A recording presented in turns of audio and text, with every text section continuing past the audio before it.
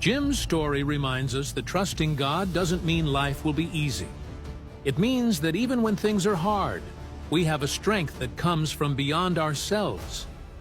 When we lean on God, we can do things we never thought possible. He says, "I don't believe in myself. I believe in God.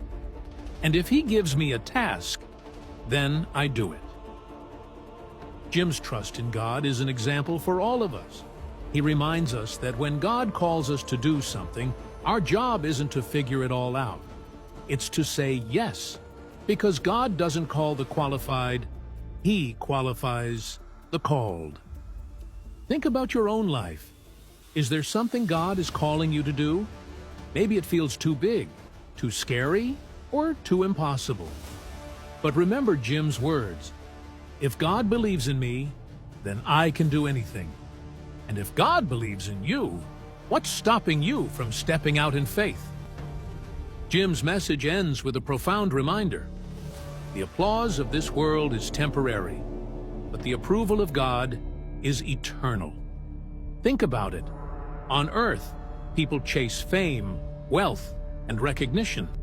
They want their names in bright lights, in history books, or on trophies.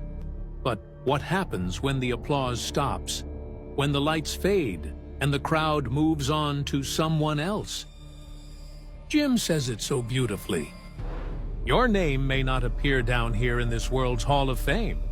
In fact, you may be so unknown that no one knows your name. But don't forget, God has rewards He'll hand out someday. In God's Hall of Fame, your name can be written forever, not for how many followers you had or how many awards you won, but for one simple act, believing in His Son, Jesus. That's all it takes to secure your name in eternity, not just for a season or a generation, but forever. And here's the amazing part.